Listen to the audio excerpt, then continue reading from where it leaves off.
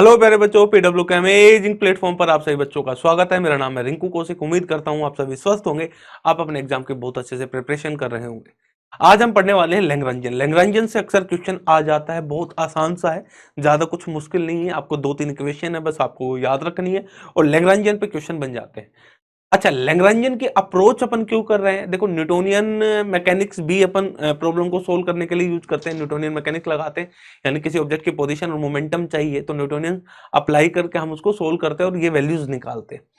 ठीक है, एक से ज्यादा ऑब्जेक्ट हो, एक ऑब्जेक्ट के लिए न्यूटोनियन मैकेनिक लगाते तो चल जाता है, लेकिन एक से ज्यादा ऑब्जेक्ट वहां आ जाए, 2-3 ऑब्जेक्ट आए, वहां पर न्यूटोनियन लगाना थोड़ा टेढ़ा काम हो जाता है। तो और ज्यादा सरल करता है चीजों को कैलकुलेट करने के लिए, वो हमारी लैग्रैन्जियन अप्रोच है। ठीक है, यानी ये ज्यादा आसानी से चीजें देता है, रिजल्ट देता है। यानी अगर हमारे पास एक से ज्यादा ऑब्जेक्ट हुए, 2, 3, 4, 5 कितने भी ऑब्जेक्ट हुए, तो हम बड़ी आसानी से चीजों को कैलकुलेट कर पाते हैं। इसलिए लैग्रैन्जियन मोस्ट इंपॉर्टेंट यूज है लैग्रैन्जियन का क्लासिकल मैकेनिक्स के अंदर। अगर मैं क्लासिकल मैकेनिक्स की बात करूं तो ठीक है, ये चीजों को सरल भी करता है। ठीक है, अगर न्यूटोनियन की बात करें तो हम वहां पर केवल 3 डायमेंशन की बात करते हैं, यहां पर हमारे पास n डायमेंशन की हम बात करते हैं। ठीक है, तो बिना किसी देरी के हम आज की चर्चा स्टार्ट करते हैं मेरे प्यारे बच्चों।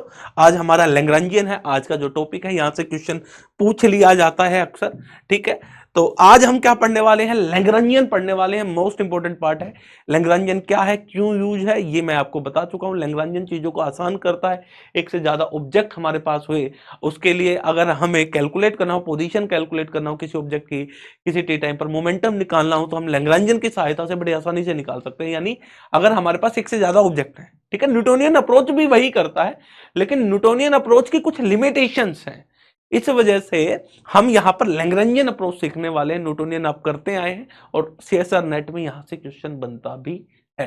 तो बिना किसी देरी के मेरे प्यारे बच्चों, आज के सेशन की अपन शुरुआत करने वाले हैं, दैट इज द लैग्रैन्जियन। चलो भाई, लैग्रैन्जियन एल सिंपलेस्ट रखेंगे बिल्कुल लेक्चर को। अच्छा, लैग्रैन्जियन क्या होता है? L is equal to T minus V. सबसे पहले लैग्रैन्जियन किसका फंक्शन होता है? लैग्रैन्जियन हमारे पास क्यू डॉट और टी का फंक्शन होता है। ठीक है, क्यों हमारे पास एक जर्नलाइज कोऑर्डिनेट है।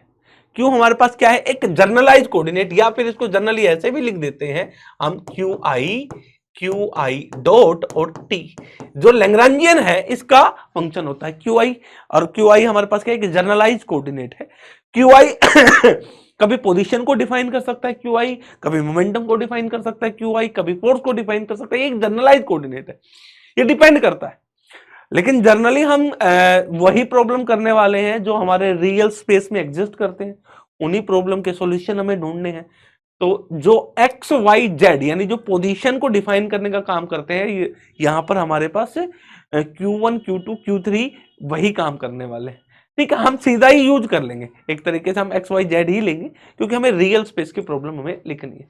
तो लैग्रैन्जियन जो है इसका फंक्शन होता है क्यू आई। क्या होता है, मैं फिर से बोल रहा हूं, क्यू आई एक जर्नलाइज कोऑर्डिनेट है। क्यू आई हमारे पास एक जर्नलाइज कोऑर्डिनेट है। क्यू आई को हम क्या बोलते हैं मेरे प्यारे बच्चों? मैं आपको बोल रहा हूं, क्यू आई को हम बोलते हैं जर्नलाइज कोऑर्डिनेट। क्या बोलते हैं हम इसको? Generalized coordinate. ठीक है, अब जो जर्नलाइज कोऑर्डिनेट होते हैं मेरे प्यारे बच्चों, वो पोजीशन को भी डिफाइन कर सकते हैं। यानी क्यू आई यहां पर किसको डिफाइन कर रहा है? पोजीशन को। यहां पर क्यू आई फोर्स को भी डिफाइन कर सकता है। अगर मान लो हमारे पास क्यू आई कोई जनरलाइज कोऑर्डिनेट, अगर ये पोजीशन को डिफाइन कर रहा है, तो क्यू आई डॉट लेंगे तो वो किसको डिफाइन करेगा? वेलोसिटी को। एक्स डॉट यानी वेलोसिटी। अच्छा, अगर क्यू आई कोई जनरलाइज कोऑर्डिनेट है हमारे पास, मोमेंटम को डिफाइन कर रहा है, पी इज द मोमेंटम। अब मैं बात करूं तो क्यू आई डॉट यहां पर क्या रिप्रेजेंट करेगा? DP by d T. ये क्या होता है? फोर्स होता है। तो ये डिपेंड करता है कि क्यू आई हम क्या ले रहे हैं। ठीक है, रियल स्पेस की प्रॉब्लम करेंगे तो बेसिकली जो क्यू आई है वो पोजीशन को ही डिफाइन करता हुआ मिलेगा। बेसिकली यही डिफाइन हमारे पास करने वाला है क्यू आई। ठीक है, अब हम आगे बढ़ते हैं। हमने आपको बता दिया क्यू आई क्या है। ठीक है, एल क्या है? इस एल को हम लैग्रैन्जियन बोलते हैं, that is the L. L होता क्या है? एल होता है टी माइनस वी। एल क्या होता है हमारे पास? T minus we. अच्छा जी, वी क्या है? पोटेंशियल। पोटेंशियल एनर्जी की हम बात करते हैं। किसकी बात करते हैं? पोटेंशियल एनर्जी की हम यहां पर चर्चा करते हैं। टी हमारे पास क्या है? Kinetic energy. टी हमारे पास क्या है? Kinetic energy. और हमारे पास जो एल मिलता है वो क्या मिलता है? T minus we. एल हमारे पास क्या मिलता है? T minus V, that is the L. ठीक है एल हम निकाल लेंगे, किसी भी सिस्टम की काइनेटिक एनर्जी हम लिख सकते हैं, किसी भी सिस्टम की पोटेंशियल एनर्जी हम लिख सकते हैं। अगर किसी सिस्टम की काइनेटिक और पोटेंशियल एनर्जी हम लिख पाए तो हम उसकी इक्वेशन ऑफ मोशन लिखते हैं, उसे हम बोलते हैं लैग्रेंजियन इक्वेशन ऑफ मोशन। और वो किस प्रकार से लिखी जाती है, वो हमारे पास del upon del q i dot minus del L upon del q i बराबर 0। इस इक्वेशन को हम कहते हैं लैग्रेंजियन इक्वेशन ऑफ मोशन। ये जो इक्वेशन है, इस इक्वेशन को मेरे प्यारे बच्चों हम क्या बोलते हैं, इस इक्वेशन को बोलते हैं Lagrangian equation, equation of Lagrangian equation of motion, equation of motion. इसको हम क्या बोलते हैं, लैग्रेंजियन इक्वेशन ऑफ मोशन कहते हैं। That is the Lagrangian equation of motion. ये हमारे पास क्या है, लैग्रेंजियन इक्वेशन ऑफ मोशन है।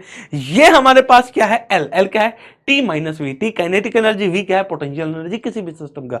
अगर टी माइनस वी मिली तो ये इक्वेशन से हम इक्वेशन ऑफ मोशन लिख सकते हैं। तो हम इक्वेशन ऑफ मोशन लिखना चाहते हैं, वही तो हमें चाहिए, ओवरऑल वही चाहिए, वही लिखेंगे।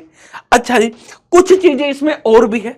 जब भी हमारे पास एल तो पता ही है, और जब भी हम del L by del q i निकाले, अगर उसकी वैल्यू 0 आ जाए तो इसका मतलब क्यू आई कैसा है, Q I is a cyclic coordinate, Q I is a cyclic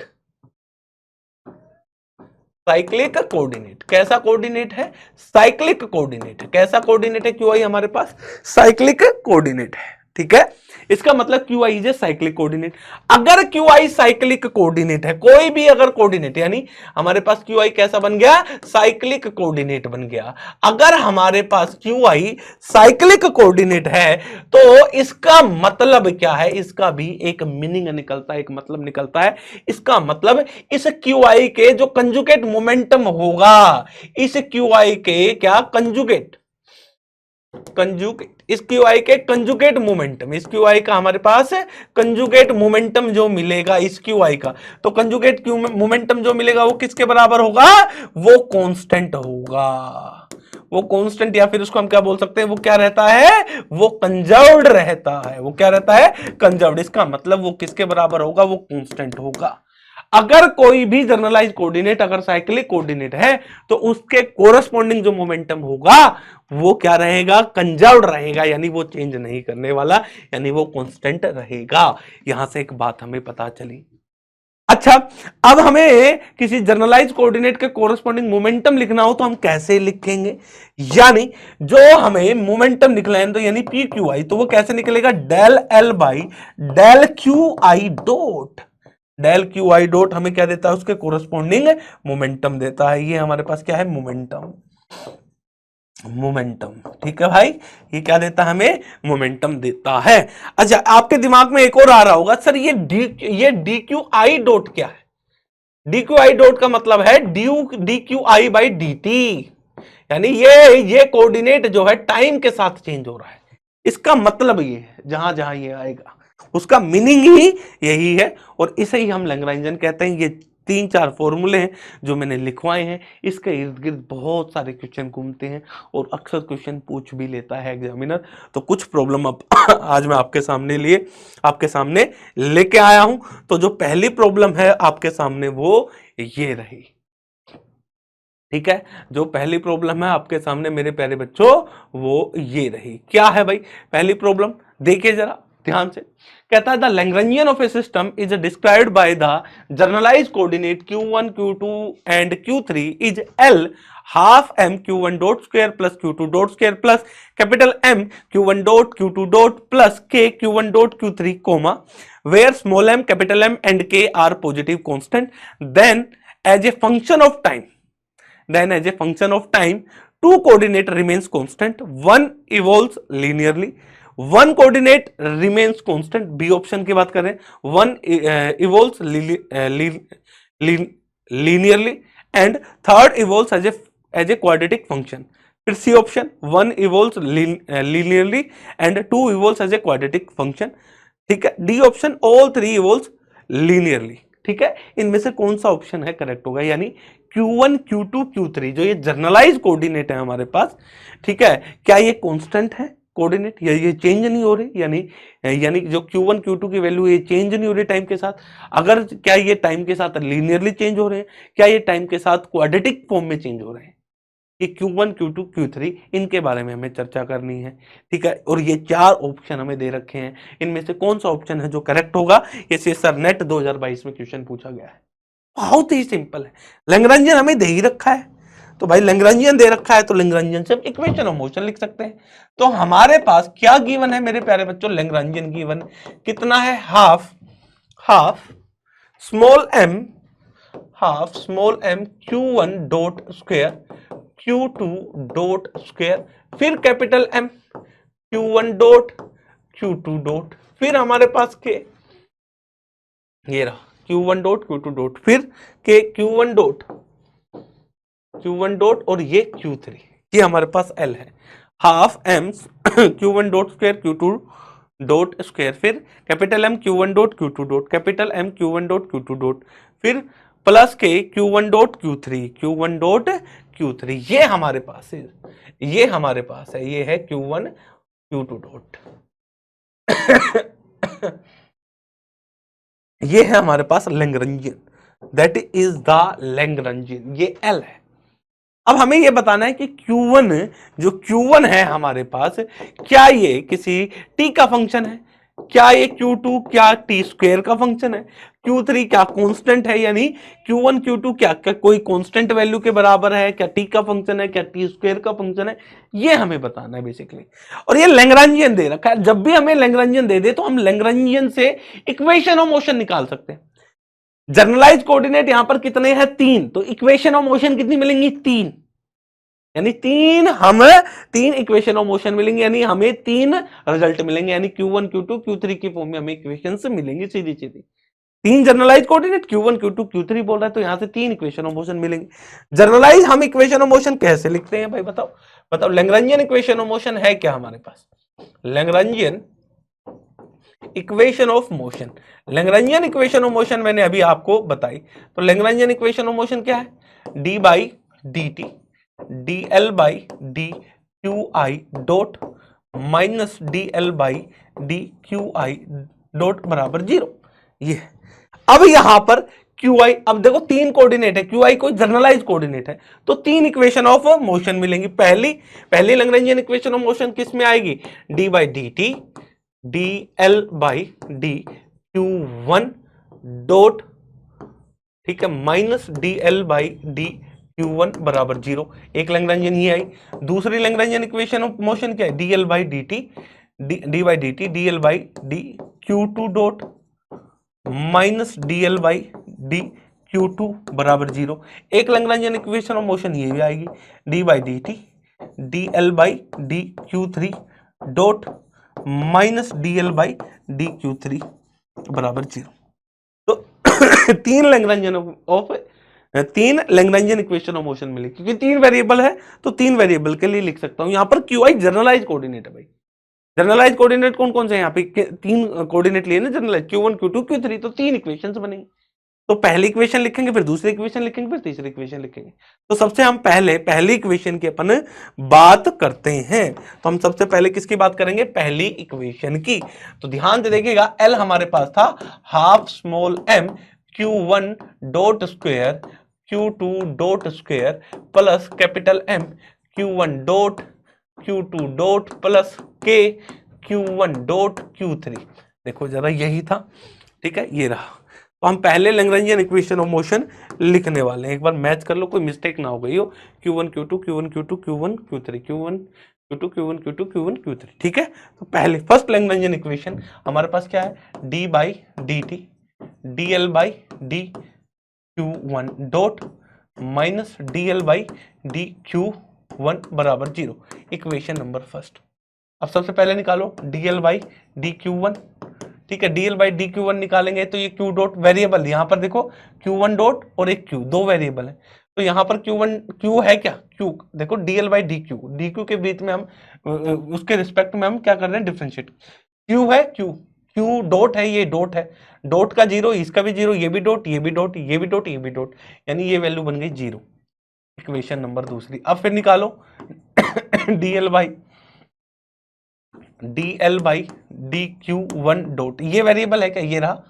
तो जब इसको डिफ्रेंशिएट करेंगे तो हाफ एम पहला टू क्यू वन डॉट, ये जीरो बन जाएगा, क्यू टू है यहां पर भी है, तो कैपिटल क्यू वन डॉट ये भी आ गया, यहां पर भी है, तो फिर आया के क्यू वन डॉट, सॉरी हाँ हाँ, तो के क्यू वन, अरे यार क्या ही कर रहा हूं मैं भी, कहाँ दिमाग जा रहा है, देखो ध्यान से देखो फिर से, यहां पर Q1 है तो इसका करेंगे तो हाफ m इंटू में टू Q1 डॉट, इसका डिफरेंशिएशन कर दिया, इसका जीरो, इसका डिफरेंशिएशन करेंगे तो Q1 क्या बन जाएगा, Q1 डॉट है ना तो 1 बन जाएगा, बचेगा क्या कैपिटल M Q2 डॉट, फिर देखो इसका करेंगे तो क्या बचेगा K Q3, ये आ गया। अब हमें फिर से करना है, हमें निकालना है डी बाई डी टी निकालना है ना, तो हम यहाँ करेंगे D by d t d L by d Q one dot इसको करो, दो से दो कट गया, तो ये m क्या है कांस्टेंट,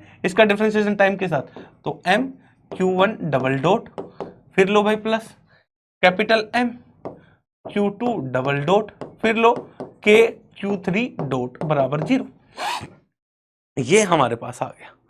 ठीक है, अरे बराबर जीरो क्यों, ये वैल्यूज आ गई। ठीक है, ये वैल्यू है इक्वेशन नंबर, इसको हमने 3 नाम दिया, इक्वेशन 2 और 3 put in equation first, equation 2 3 put in equation first, पहली इक्वेशन में हम इसको रख देंगे, तो जैसे ही पहली इक्वेशन में रखेंगे तो हमारे पास क्या आएगा Q1 डॉट Q1 डॉट। ठीक है भाई, पहली इक्वेशन में रखेंगे तो M Q1 double dot plus capital M Q2 double dot, ठीक है, फिर हमारे पास आ गया K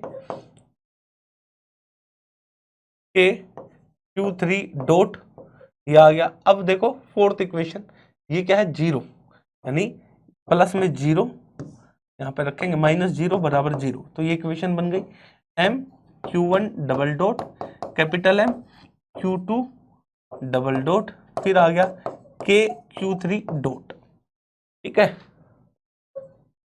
बराबर जीरो, ये एक इक्वेशन आई। इस इक्वेशन को अभी संभाल के रखेंगे।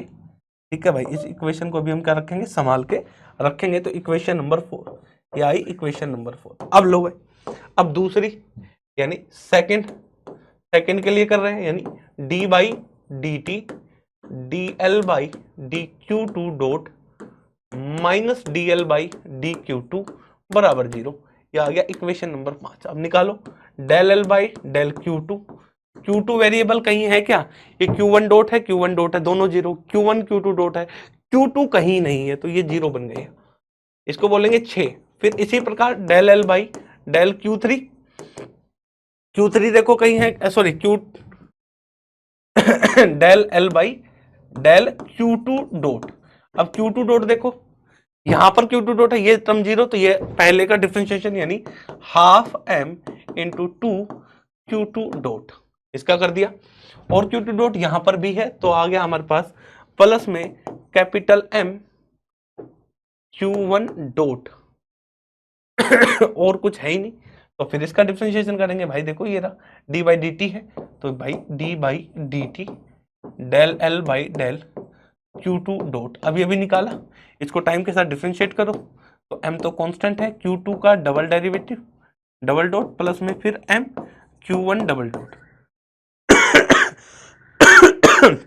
ये भी बराबर जीरो, और ये हमारे पास आ गई इक्वेशन नंबर, ये आ गई इक्वेशन नंबर, चलो ये यहां तक रख दिया।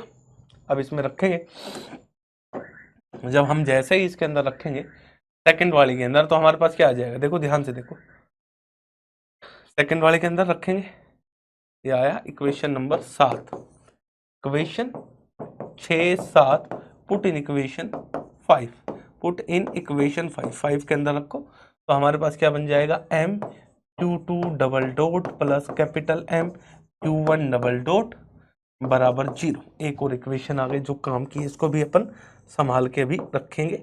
ठीक है, ये आई हमारे पास इक्वेशन नंबर 8। ठीक है, अब लास्ट वाली करेंगे भाई हमारे पास। ठीक है, फिर से D by d T, third के लिए अपन लिख रहे हैं D by d t d L by d Q three dot minus d L by d Q three बराबर 0। तो D L by d Q three निकालेंगे तो पहले टर्म 0, दूसरे टर्म 0, तीसरे टर्म 0, थर्ड वाली सर्वाइव करेगी के क्यू वन डॉट। ठीक है भाई, फिर निकालो del L by del q three dot. Q three dot है ही नहीं, क्यू थ्री डॉट है ही नहीं, तो सारी टर्म क्या बन जाएंगी 0। अगर ये 0 बन गया तो इसका मतलब डी बाई डी टी और del L by del q three dot, इसकी वैल्यू किसके बराबर आई 0। ठीक है, अब नाम देते चलते हैं। इक्वेशन 8, इसको हमने नाम दिया इक्वेशन 9, ये है 9। ये हमारे पास जो आई, इसको हमने जब कैलकुलेट किया ये आई 10। ठीक है, और del L by del q three dot की वैल्यू 0 थी, ये आई इक्वेशन 10। इसको हमने बोला equation 11। Equation 10 11 put in equation 9, put in equation 9 के अंदर रखेंगे। तो जैसे 9 के अंदर रखेंगे तो के क्यू वन डॉट बराबर, के क्यू वन डॉट बराबर 0। के क्यू वन डॉट हमारे पास किसके बराबर आई 0 के बराबर आई। ठीक है, अगर के क्यू वन डॉट हमारे पास 0 के बराबर आई है तो मेरे प्यारे बच्चों, तो हम यहां से देखो अब आया है असली खेल स्टार्ट। अब देखो इक्वेशन नंबर एक हमारे पास 4 8 और इसको हमने क्या बोला 10।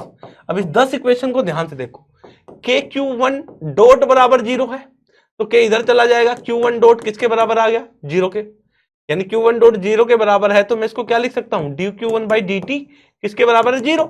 यानी किसी टर्म का डिफरेंशिएशन अगर 0 है तो इसका मतलब Q1 किसके बराबर होगा a के बराबर। a क्या है कोई कांस्टेंट टर्म।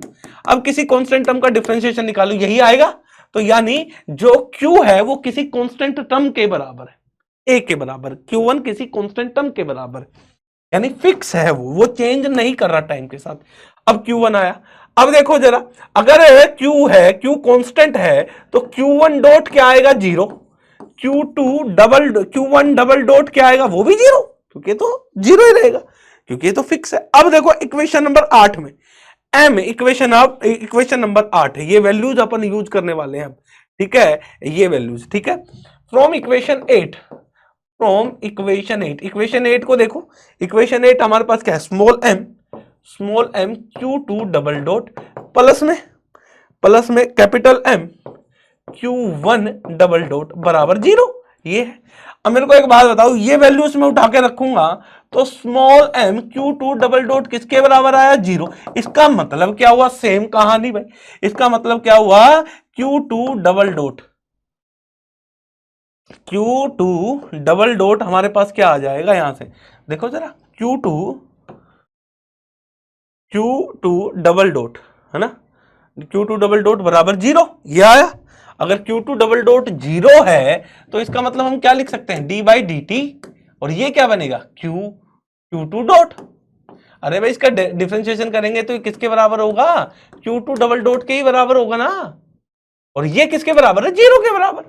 अरे भाई ये Q2 डॉट ये किसके बराबर है 0 के डबल डॉट। अरे भाई इसको करेंगे तो यही तो बनेगा, ये सिंगल डॉट है, एक बार और कर देंगे टाइम के साथ ये बन जाएगा, ये Q2 ये 0 के बराबर है, यानी d बाई डी टी, और हमारे पास क्या है Q2 डॉट, ये किसके बराबर है भाई, समझ रहे हो ना, ये 0 के बराबर है। इसका मतलब अंदर वाली टर्म क्या होगी कांस्टेंट। किसी डिफरेंशिएशन का किसी टर्म का डिफरेंशिएशन तभी 0 होगा जब वो क्या हो कांस्टेंट, यानी ये टर्म किसके बराबर है, ये टर्म किसी कांस्टेंट के बराबर है, जिसको हमने b बोल दिया। इसको मैं क्या लिख सकता हूं, इसको लिख सकता हूं D Q by d T. b ये बन गया डी क्यू बाई, इधर आ गया b, इधर मैंने dt कर दिया, दोनों तरफ क्या कर दूंगा इंटीग्रेशन, तो ये आया Q2 और ये क्या आया bt। बी कांस्टेंट, टी क्या है फंक्शन ऑफ टाइम t, यानी हमारे पास जो Q2 कोऑर्डिनेट है वो किसी t टाइम का फंक्शन है, और कैसा है लीनियर फंक्शन है। अब हम बात करते हैं Q1 की। अब हम किसकी बात करेंगे Q1 की। हमारे पास Q1 कहां गया भाई, ये रहा Q1 हमारे पास, ये रहा m Q1 डबल डॉट, फिर m Q2 डबल डॉट, फिर प्लस k Q3 डॉट। ठीक है, अब देखो भाई Q3 तो 0 था, Q2 डबल डॉट की वैल्यू हमारे पास क्या थी 0 भाई। अब ये भी निकाली हमने Q2 डबल डॉट की वैल्यू, देखो ये हमारे पास Q2 आया था और Q1 की वैल्यू हमारे पास क्या थी 0। इसका मतलब Q1 डॉट की वैल्यू क्या आएगी 0, ठीक है ना। इसका मतलब Q2 सॉरी अरे ये कौन से आया था, ये हमने अभी भी कैलकुलेट किया था ना। एक तो ये एक ये रहा, हाँ Q1, Q1 देखो ये रहा Q1 और ये रहा Q2। ठीक है, अभी अभी निकाला, एक निकाला Q1, Q1 किसके बराबर है, ए, यानी टाइम का फंक्शन नहीं है, यानी Q1 डॉट हमारे पास क्या है, जीरो, और Q1 डबल डॉट भी क्या होगा, जीरो। अगर इसकी बात करें तो Q2 डॉट हमारे पास क्या होगा भाई, B के बराबर। अगर मैं Q2 डबल डॉट की बात करूं तो वो किसके बराबर होगा, जीरो। समझ रहे हो ना भाई, इनका डबल डेरिवेटिव लूंगा तो वो क्या होगा, जीरो।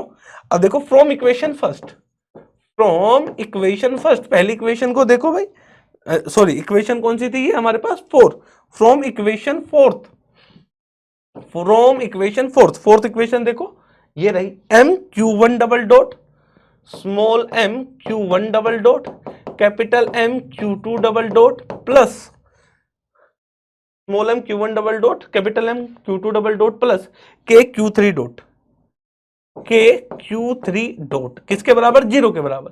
ये टर्म भी जीरो, ये टर्म भी जीरो, अरे यहां से उठा के रखो इनको, तो सर्वाइव कौन सी कर रही है, के क्यू थ्री डॉट बराबर जीरो, यानी क्यू थ्री डॉट बराबर जीरो, यानी ये, यानी D Q three by d T किसके बराबर है, जीरो के। ये जीरो कब होगी, जब क्यू थ्री किसके बराबर हो, किसी कांस्टेंट के बराबर हो। यानी तीन कोऑर्डिनेट है, Q1 जो है वो किसी कांस्टेंट के बराबर है, Q2 जो है वो किसी टाइम का फंक्शन है, Q3 है वो किसी कांस्टेंट के बराबर है। ए बी सी क्या है, यहां पर कांस्टेंट वैल्यू है, a b c are constant term, are constant term, ये कांस्टेंट है। तो यानी हमारे पास दो वेरिएबल, दो कोऑर्डिनेट ऐसे हैं जो टाइम के साथ चेंज नहीं हो रही, उनकी पोजीशन चेंज नहीं हो रही। अगर Q1 और Q3 पोजीशन को डिफाइन कर रहे हैं तो जो जिसको भी डिफाइन करेंगे, यानी Q1 और Q3 जनरलाइज कोऑर्डिनेट ऐसे हैं जो टाइम के साथ चेंज नहीं हो रहे, लेकिन Q2 ऐसा कोऑर्डिनेट है जो टाइम के साथ चेंज हो रहा है। यानी दो कैसे हैं, कांस्टेंट है, एक क्या है, लीनियर डिपेंडेंट है। तो कौन सा ऑप्शन इसमें से करेक्ट होगा, टू कोऑर्डिनेट रिमेन्स कांस्टेंट, दो कोऑर्डिनेट कांस्टेंट है, एंड वन इवॉल्व्स लीनियरली, एक है वो लीनियरली टाइम डिपेंडेंट है, यानी पहला ऑप्शन इसका करेक्ट है, बाकी सभी इसके फिर रॉन्ग हो जाएंगे। तो ये 2022 में क्वेश्चन पूछा गया था। ठीक है, एक और क्वेश्चन आपके सामने ये रहा, नेक्स्ट क्या कहता है, क्या कहता है, ए सिंपल पेंडुलम, हमारे पास एक सिंपल पेंडुलम है consisting of a particle of mass capital M, sorry small m, simple pendulum में मास क्या है, एक स्मॉल एम है, attach to a support by a massless string, एक मासलेस स्ट्रिंग ये से इसको अटैच कर दिया गया, ऑफ लेंथ एल, इस मासलेस स्ट्रिंग की जो लेंथ है वो कितनी है भाई, एल है। ठीक है, आगे कहता है ऑक्सीलेट वर्टिकली, ये ऑक्सीलेट कर रहा है ऐसे वर्टिकली, ऐसे ऑक्सीलेट कर रहा है, यानी इसका मोशन ऐसे है, ऑक्सीलेट वर्टिकली, वर्टिकली का मतलब यही हुआ, ऐसे ऐसे ये मूव कर रहा है, ऑक्सीलेट वर्टिकली है। ठीक है, vertically as z t is equal to a sine omega t, ये हमारे पास जेड टी यानी टाइम डिपेंडेंट कोई कोऑर्डिनेट दे रखा है इस ऑब्जेक्ट का, where omega is a constant, omega हमारे पास कांस्टेंट है, the pendulum moves in a vertical plane, pendulum है वो वर्टिकल प्लेन में मूव कर रहा है।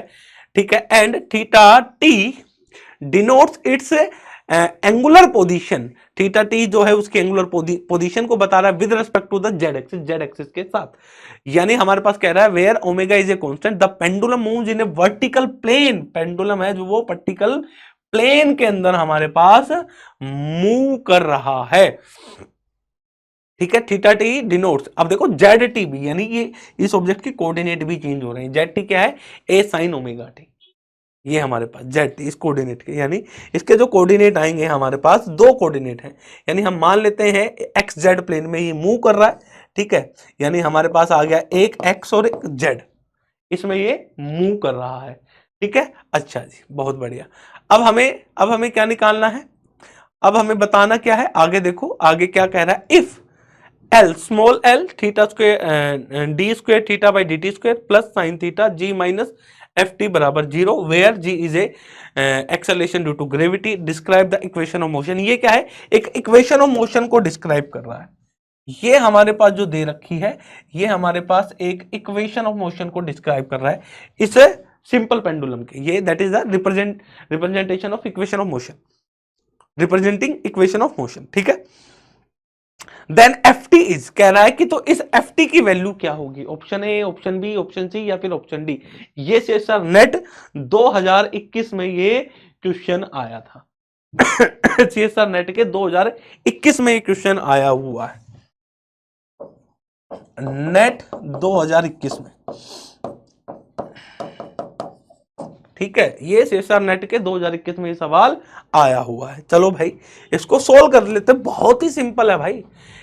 देखो हमें इक्वेशन ऑफ मोशन लिखनी है तो पहले हमें लैग्रेंजियन लिखना पड़ेगा। लैग्रेंजियन के लिए हमें क्या चाहिए भाई, देखो हमें चाहिए क्या, equation of motion. Equation of motion से पहले हमें क्या लिखना पड़ेगा, लैग्रेंजियन।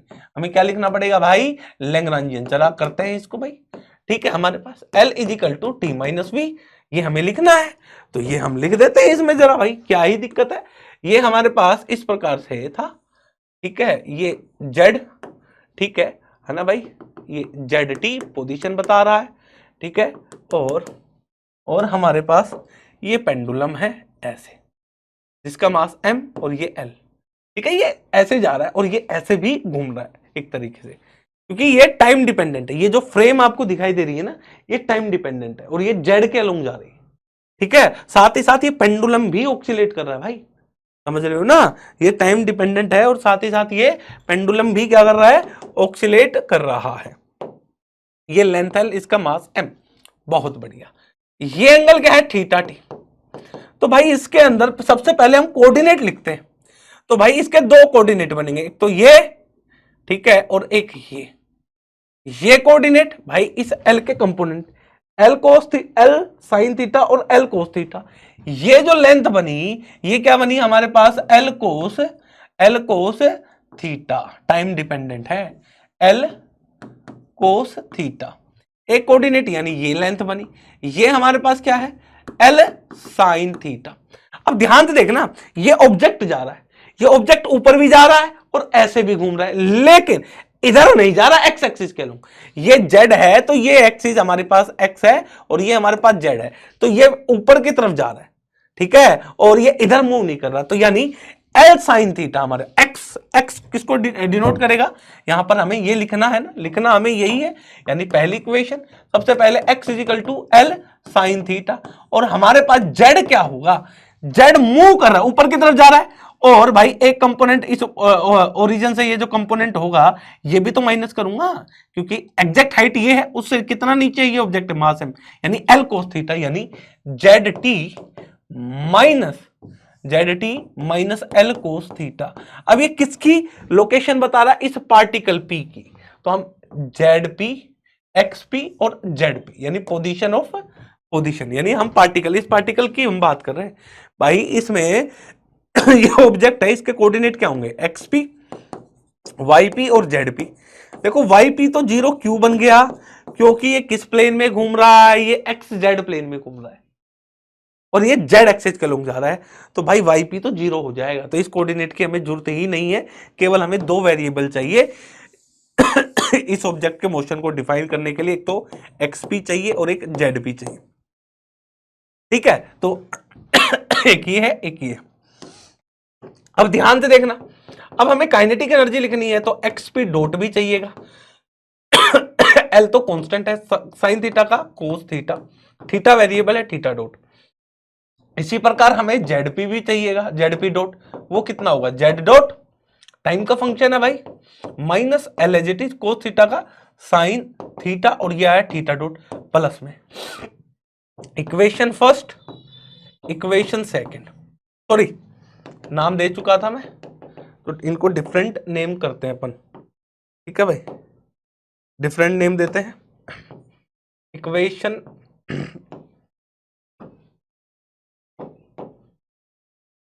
इक्वेशन सेकंड और ये equation third.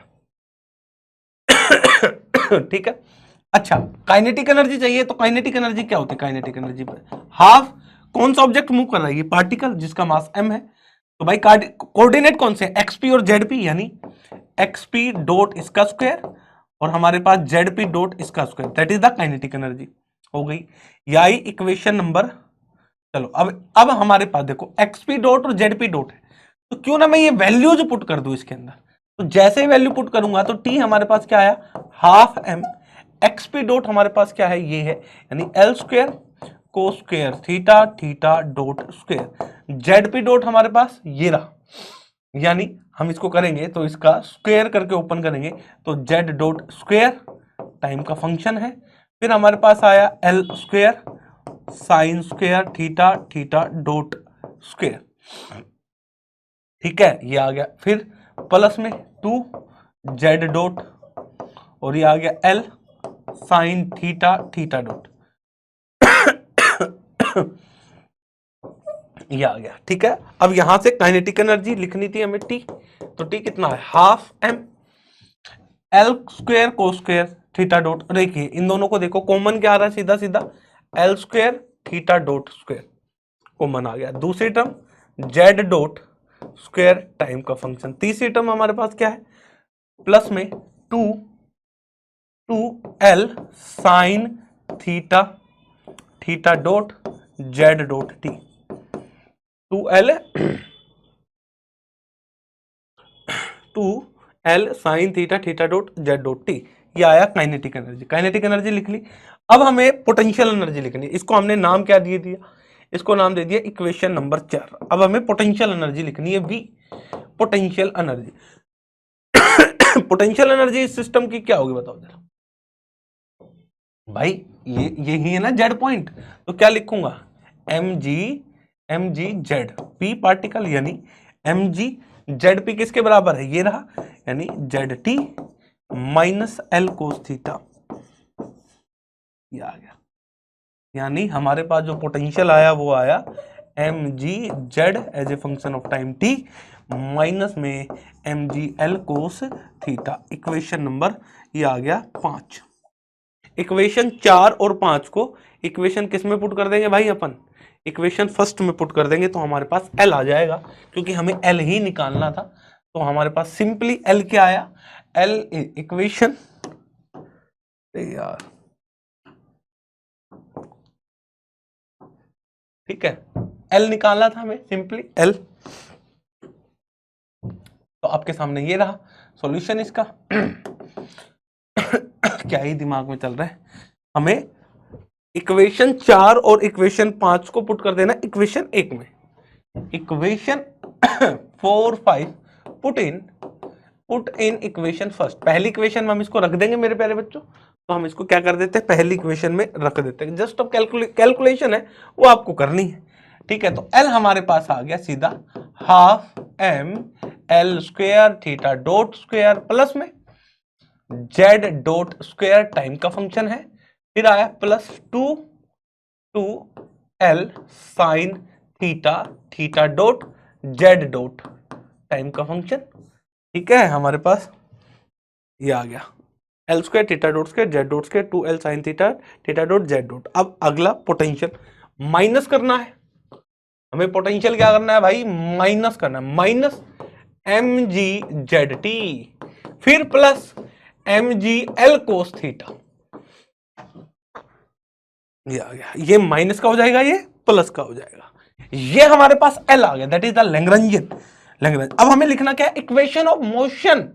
Equation of motion, और किस में लिखना है, किस फॉर्म में लिखना है, जेड की फॉर्म में लिखना है, थीटा की फॉर्म में, थीटा की फॉर्म में डेल स्क्वायर थीटा, यानी थीटा की फॉर्म में हमें इसको लैग्रेंजियन इक्वेशन ऑफ मोशन लिखना है। दो वेरिएबल है, एक तो थीटा और एक जेड है, तो हम थीटा की फॉर्म में यहां पर इसको लिखेंगे। तो जब हम थीटा की फॉर्म में इसको लिखेंगे तो हम क्या लिखेंगे भाई साहब, लैग्रेंजियन इक्वेशन ऑफ मोशन।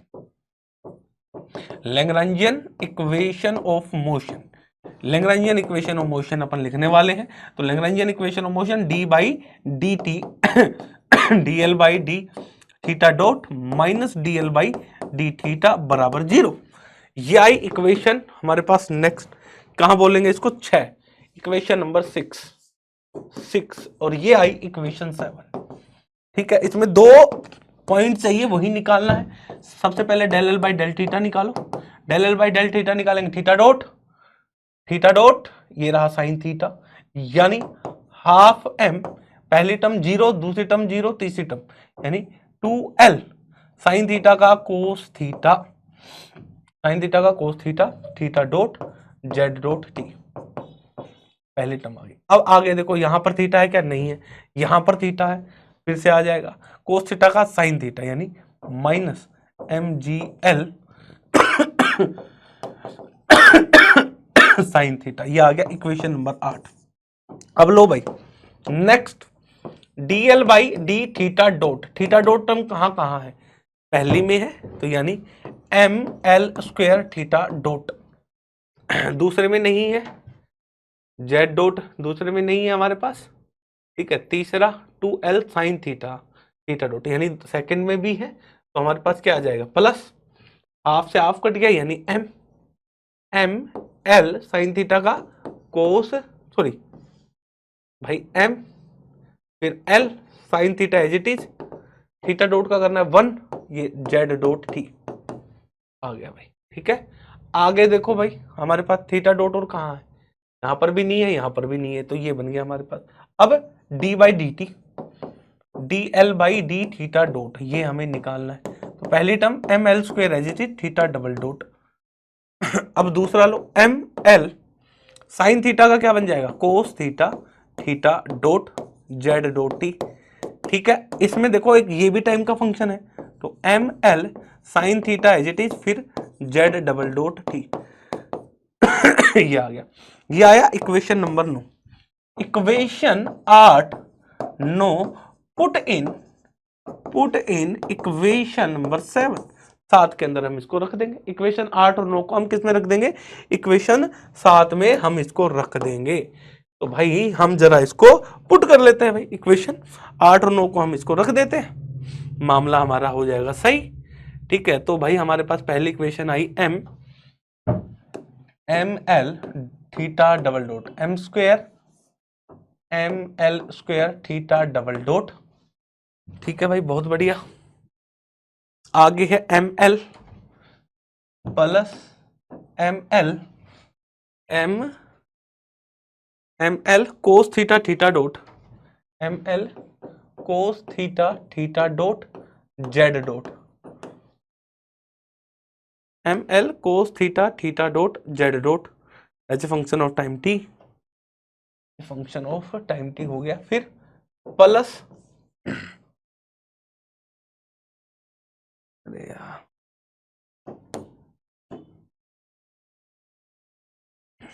ये रही ना, ठीक है। M L cos theta theta dot z dot फिर m L sine theta z double dot plus m L sine theta z double dot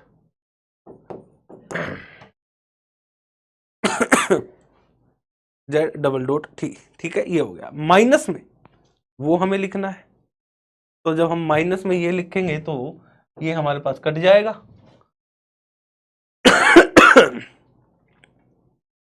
तो हमारे पास क्या आएगा m L minus m L cos theta theta dot z dot t minus m L cos theta theta dot z dot t, cos theta theta dot z dot t पहली term, फिर minus minus plus m g L sine theta बराबर 0 बराबर 0। अब देखो एक positive एक negative, ये हमारे पास कैसी है, ये हमारे पास नेगेटिव है m L sine theta cos theta, ये पॉजिटिव है, ये कट गया, तो हमारे पास क्या बचा m L square theta double dot plus में m L sine theta z double dot t, ठीक है। और हमारे पास क्या बचा प्लस में m g L sine theta बराबर 0। अब m इसमें भी m इसमें भी m इसमें भी l इसमें भी l इसमें भी l इसमें भी, तो ये बचा l थीटा डबल डॉट, ठीक है। हमारे पास क्या आया l theta double dot plus में sine theta z double dot t, फिर हमारे पास क्या आ गया प्लस में g साइन थीटा बराबर 0, ठीक है। इक्वेशन हमें क्या दे रखी थी l D square theta by d t square, ठीक है, जो हमें दे रखी थी, कंपेयर करके लिखना है ना उसमें, वहीं से तो निकलेगी, ठीक है। साइन थीटा प्लस में साइन थीटा और यहां पर g माइनस एफ टी, ठीक है, बराबर 0। ये हमारे पास इक्वेशन थी, एक बार देख लेते हैं हाँ ये हमारे पास इक्वेशन थी। तो एफ टी की वैल्यू निकालनी है। इन दोनों इक्वेशन को एक फॉर्म में लेके आते हैं, यानी L D square theta by d t square, 2 bar dot है तो 2 बार डेरिवेटिव होगा, प्लस साइन थीटा हमारे पास कॉमन आ गया, जी प्लस में, ठीक है, यहां पर हम क्या लिख सकते हैं, जेड डबल डॉट टी। तो इस बात को हम ऐसे भी लिख सकते हैं, minus Z minus double dot function of time T, ये लो बराबर 0। इन दोनों इक्वेशन को कंपेयर करो। तो जब इन दोनों इक्वेशन को कंपेयर करता हूं, कंपेयरिंग दीज इक्वेशंस, इन दोनों को comparing these equation, in equation को कंपेयर करता हूं तो माइनस डबल डॉट टी किसके बराबर आ गया मेरे पास, एफ टी के बराबर आ गया। यानी हमारे पास एफ टी की वैल्यू आ गई जो हमें निकालनी थी, f t is equal to minus z double dot t.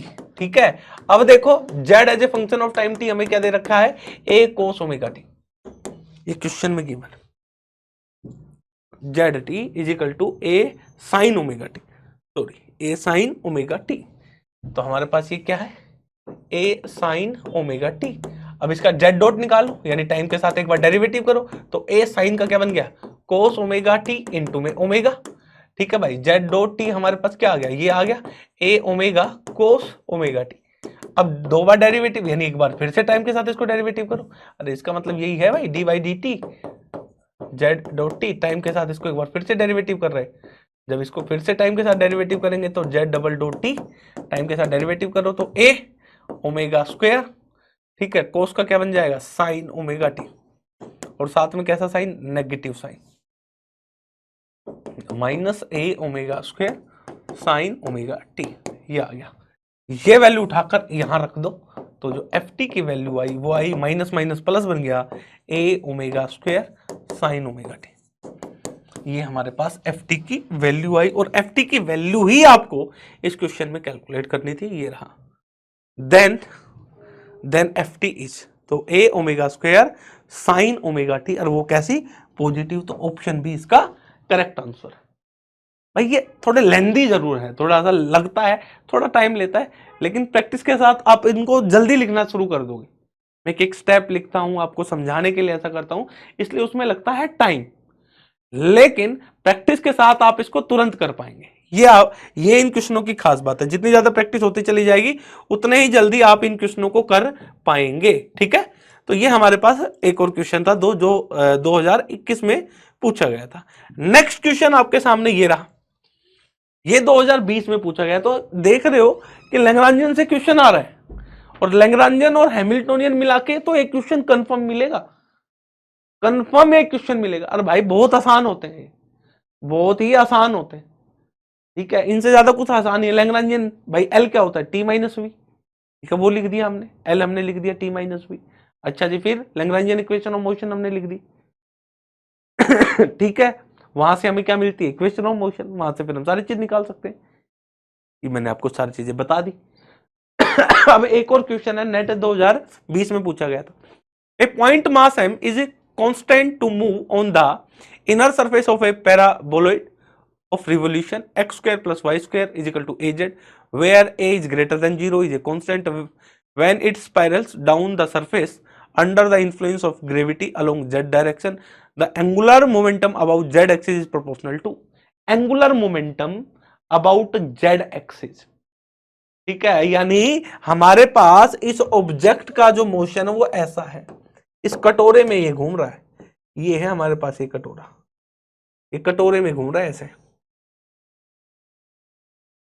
ठीक है, a point mass m is constant to move on the inner surface of a paraboloid of revolution x square plus y square is equal to az, where a is greater than is a constant when it's spirals down the surface. ये spirals के form में आ रहा है। ये कैसे आ रहा है, ऐसे ऐसे ऐसे घूमता घूमता ऐसे आ रहा है, ऐसे नीचे आ रहा है। कटोरी में है, कटोरी में ऐसे घूमता घूमता स्पाइरल के फॉर्म में ऐसे नीचे आ रहा है। उम्मीद करता हूं आपको ये बात समझ में आएगी।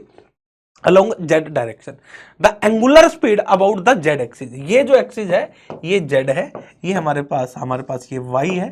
ठीक है, और ये जो एक्सिस है ये है एक्स, उम्मीद करता हूं अब आपको ये बात समझ में आ रही होगी, कौन सी जेड है, कौन सी वाई है, कौन सी एक्स है। इस प्रकार से हमारे पास है एक्स वाई जेड, स्पाइरल के फॉर्म में वो नीचे आ रहा है अंडर ग्रेविटी। तो आपको एंगुलर मोमेंटम बताना है, किस कह लो, जेड कह लो, यानी आपको थीटा डॉट निकालना है। सीधी सी बात, आपको यहां क्या निकालनी है, थीटा डॉट। अच्छा, ऑब्जेक्ट एक तरीके से जब स्पाइरल की फॉर्म में घूमेगा, स्पाइरल या स्प्रिंग की फॉर्म में घूमेगा, तो कौन सा, इस प्रकार के मोशन के लिए कौन सा कोऑर्डिनेट बेस्ट है भाई? भाई एक तो सर्कुलर मोशन हो गया और एक नीचे भी आ रहा है, तो कौन सा कोऑर्डिनेट? अगर मैं बात करूं तो यहां पर सिलेंड्रिकल कोऑर्डिनेट बेस्ट है। कौन सा कोऑर्डिनेट बेस्ट है? Cylindrical coordinate. ठीक है, कौन सा कोऑर्डिनेट बेस्ट है? Cylindrical coordinate. ठीक है, इसने पूछा क्या है? इसने पूछा है द एंगुलर स्पीड, यानी थीटा डॉट की वैल्यू इसने पूछी है कि इसमें थीटा डॉट की वैल्यू क्या होगी। इसने ये पूछा है किसके प्रोपोर्शनल होगी।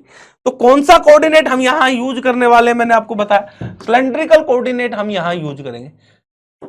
Cylindrical coordinate system, cylindrical coordinate system. ठीक है भाई, सिलेंड्रिकल कोऑर्डिनेट सिस्टम यूज करेंगे। भाई सिलेंड्रिकल कोऑर्डिनेट में एक्स किसके बराबर होता है बताइए? आर। भाई ये घूमेगा ना, ये घूमेगा भाई, यहां पर कहीं होगा। हाइट कितनी होगी इसकी? यहां पर होगा भाई, ये हाइट इसकी जेड होगी, और ये इसमें चक्कर भी तो लगा रहा होगा, एक स्पाइरल की फॉर्म में नीचे आ रहा है, तो एक सर्कल और साथ में नीचे भी आ रहा है, तो एक सर्कल भी होगा कुछ, साथ में नीचे भी आएगा। समझ रहे हो ना? तो भाई जिस सर्कल में घूमेगा वो रेडियस क्या होगा? Small r. भाई अलग अलग रेडियस में आएगा, पैराबोलॉइड है, प्याला है, क्या इसमें रेडियस सेम है क्या? नहीं, स्मॉल आर, स्मॉल आर। तो स्मॉल आर, सिलेंड्रिकल कोऑर्डिनेट में एक्स को क्या लिखते थे? आर कोस थीटा, वाई को क्या लिखते थे? आर साइन थीटा, और जेड को अपन क्या लिखते थे? जेड। यही लिखते आए हैं भाई, हम ये यूज करते आए हैं। अब देखो, x बराबर आर कोस थीटा, y बराबर आर साइन थीटा, और z बराबर z। अब देखो x डॉट करेंगे तो r भी वेरिएबल और थीटा भी वेरिएबल, तो r डॉट कोस थीटा। फिर लो भाई, r एज कोस थीटा का minus r sign theta, theta dot. भाई r और थीटा दोनों वेरिएबल हैं, क्योंकि ये एंगल यानी ऐसे भी घूम रहा है तो थीटा भी वेरी कर रहा है, साथ ही नीचे आ रहा है तो रेडियस भी डिक्रीज हो रहा है, तो आर भी वेरिएबल और थीटा भी वेरिएबल है, दोनों वेरिएबल है। तो एक्स डॉट हमारे पास ये आएगा। वाई डॉट निकालो भाई, वाई डॉट निकालेंगे तो हमारे पास क्या आएगा? आर डॉट साइन थीटा, फिर लो minus, sorry plus r sine theta का कोस थीटा, थीटा डॉट। ठीक है भाई। जेड है हमारे पास, जेड के बराबर, तो जेड डॉट को अपन क्या लिखेंगे? जेड डॉट, सिंपली यही लिखेंगे। अब हमें क्या लिखना है? एल लिखना है सबसे पहले, टी माइनस में, सारा खेल यहीं से शुरू होगा, एल।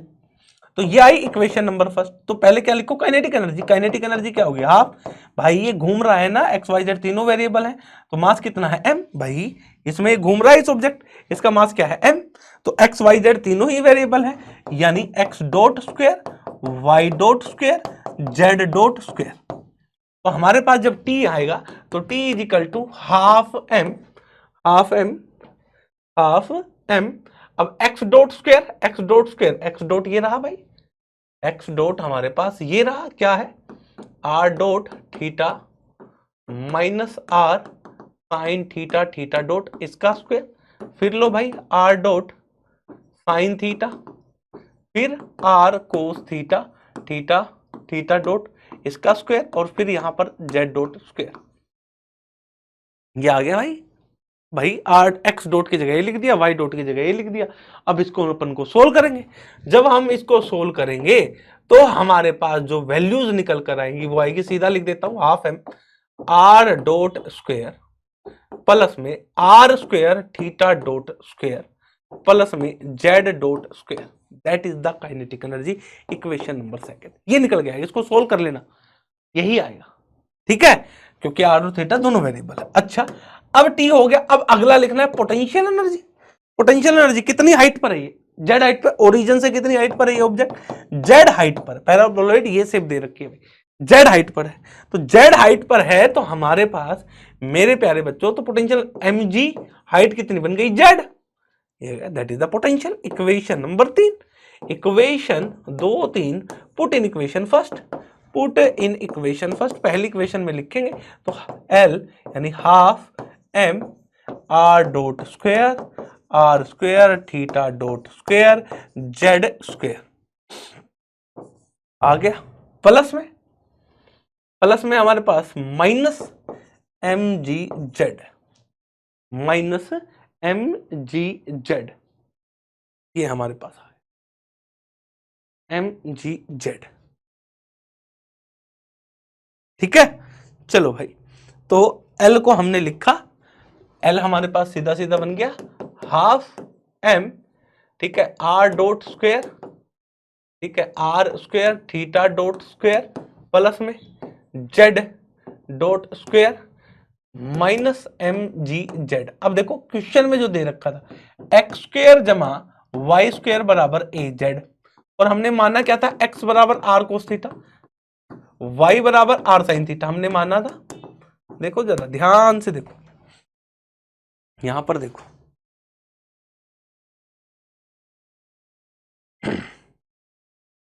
ये रहा एक्स स्क्वायर जमा y square equal to a z. Number एक बात, जो हम सोल्व कर रहे थे सिलेंड्रिकल कोऑर्डिनेट यूज कर रहे हैं, एक्स बराबर आर कोस थीटा, वाई बराबर आर साइन थीटा, यही हम यहाँ यूज कर रहे हैं। ठीक है भाई, यहाँ पे रखूंगा तो r square cos square theta plus plus हमारे पास यहाँ पर क्या बन गया, r square sine square theta, तो ये आया ए जेड आ गया। तो हम इसको करेंगे तो हमारे पास क्या आ जाएगा, आर स्क्वायर बराबर ए जेड। ठीक है, अब देखो जेड डॉट इसमें पुट करना है हमें। ठीक है, तो हमारे पास यहां से जेड की वैल्यू क्या आ गई, आर स्क्वायर बाई ए, तो जेड डॉट हमारे पास क्या आ जाएगा,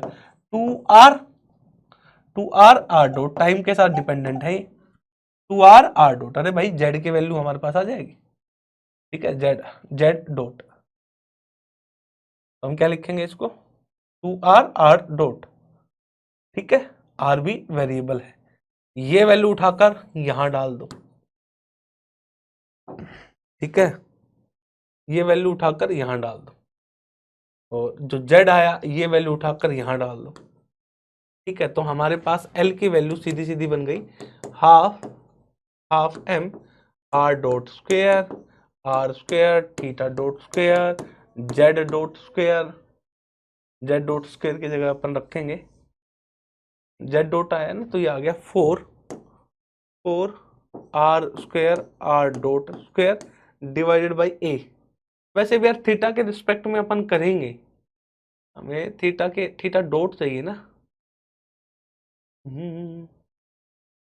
थीटा ही डॉट चाहिए, थीटा तो है ही नहीं जेड में, वैसे थीटा तो है ही नहीं। ठीक है, तो अपन इसको सिंपल ही रख लेते हैं ना भाई, कि जरूरत ही क्यों पड़ेगी अपने को, थीटा डॉट चाहिए तो अपने को जरूरत ही क्यों पड़ेगी। अगर मैं बात करूं अपने को जरूरत ही क्यों पड़ेगी, तो सिंपल रख लेते हैं अपन, अपने को जरूरत पड़ेगी नहीं यहाँ पर। ठीक है, नहीं पड़ेगी, इतने में काम चल जाएगा। तो देखो लैग्रेंजियन हमारे पास आ गया यहाँ से, L equal to half m। अब ध्यान से देखना, r dot square theta dot square और ये z dot square minus mgz। देखो अब देखो हो गया ये क्वेश्चन बस r डॉट स्क्वायर, और ये आखिरी क्वेश्चन आज का mgz। ठीक है, मेरे को एक बात बताओ, हमें z के अलोंग क्या चाहिए, z के अलोंग हमें क्या चाहिए, z के अलोंग एंगुलर स्पीड चाहिए, यानी ओमेगा, यानी थीटा ओमेगा यानी थीटा में जो ये घूम रहा है थीटा डॉट, हमें क्या चाहिए, थीटा डॉट। तो थीटा डॉट चाहिए, तो मेरे को एक बात बताओ, ये मेरे पास एक इक्वेशन है, इसमें del L by del theta की वैल्यू निकालू तो क्या आएगी, ये आर डॉट है, ये भी थीटा डॉट है, आर और थीटा डॉट है, ये जेड जो है ये फंक्शन किसका है, आर का ही है, यानी इसमें भी कोई थीटा नहीं है, तो यानी ये भी जीरो, ये भी, यानी ये किसके बराबर आया, जीरो। जब इसका del L by del theta निकाला तो ये टर्म किसके बराबर आई, जीरो। इसका मतलब theta is a cyclic coordinate. कैसा कोऑर्डिनेट है, साइक्लिक कोऑर्डिनेट है। अगर थीटा साइक्लिक कोऑर्डिनेट है तो इसके कोरस्पॉन्डिंग जो मोमेंटम होगा वो क्या होगा, कंजर्व्ड। वो मोमेंटम कैसा होगा, कंजर्व्ड यानी कांस्टेंट होगा। क्या होगा, वो कांस्टेंट होगा। यानी पी थीटा किसके बराबर है, किसी कांस्टेंट टर्म के बराबर है, कोई भी कांस्टेंट। ये आई। अब पी थीटा मैं निकाल सकता हूं, पी थीटा कैसे, फॉर्मूला में मेरे को पता है, पी थीटा का formula del L by del theta dot, del L by del theta dot से हम पी थीटा की वैल्यू निकाल सकते हैं। अब del L by del theta कर लो भाई, एल ये रहा, यानी हाफ एम पहला जीरो, यहां पर है थीटा डॉट, यानी 2r² थीटा डॉट। भाई इसका डिफरेंशिएशन कर दिया थीटा डॉट का, तो 2 आएगा फिर थीटा डॉट। ठीक है, बाकी कहीं है ही नहीं, बाकी कहीं है ही नहीं, तो हमारे पास पी थीटा की वैल्यू यहां से क्या आ गई, पी थीटा की वैल्यू आई हमारे पास। देखो भाई 2 से ये कट गया, तो mr² थीटा डॉट, और ये किसके बराबर है, कांस्टेंट के बराबर है। ठीक है, तो यानी mr² थीटा डॉट कांस्टेंट के बराबर है। हमें चाहिए क्या, मेरे को थीटा डॉट चाहिए, तो क्या लिखूंगा, कांस्टेंट को किससे डिवाइड कर दूंगा, mr² से। तो थीटा डॉट किसके प्रोपोर्शनल है भाई, किसके प्रोपोर्शनल, अगर मैं यहां से लिखूं तो थीटा डॉट प्रोपोर्शनल है 1/r²। अब ध्यान से देखो, r² किसके बराबर है, 1/az के बराबर है, r² किसके बराबर, az, यानी थीटा डॉट किसके बराबर है, किसके प्रोपोर्शनल है, z के। थीटा डॉट किसके प्रोपोर्शनल है भाई, यहां से क्या लिख सकते हैं, 1/z, यानी z की पावर -1। थीटा डॉट किसके प्रोपोर्शनल है, z की पावर -1, यानी ऑप्शन सी इसका करेक्ट आंसर है। बस आपको साइक्लिक कोऑर्डिनेट ढूंढ लेना है और कर लेना है। ठीक है, और ये एक क्वेश्चन है जो पूछा गया है नेट के अंदर, CSI नेट 2022, ये 2022 के अंदर ये क्वेश्चन पूछा गया था। HW है आप लोगों के लिए, आप करके लेके आना। ठीक है, एंगुलर फ्रीक्वेंसी पूछी है, तो आप यहां से क्या लिखो, एल निकालो। एल क्या होता है, टी माइनस में kinetic energy, potential energy, system की काइनेटिक पोटेंशियल एनर्जी निकालो, वहां से लैग्रेंजियन इक्वेशन ऑफ मोशन निकलो, लिख लो Lagrangian equation of motion, last आपको ओमेगा दे देगा। तो इसको करके लेके आना, ये आपके लिए होमवर्क है HW। ठीक है, तो आज के लिए ये सेशन यहीं तक था मेरे प्यारे बच्चों। कल हम आगे बढ़ेंगे, चीजों को थोड़ा सा और जानेंगे और समझेंगे। नेक्स्ट सेशन हम हैमिल्टोनियन के बारे में चर्चा करेंगे, हैमिल्टोनियन को पढ़ेंगे और जानेंगे समझेंगे। लैग्रांजियन और हैमिल्टोनियन मिला के क्वेश्चन बन जाता है। तो आज के लिए इतना ही, जय हिंद जय भारत।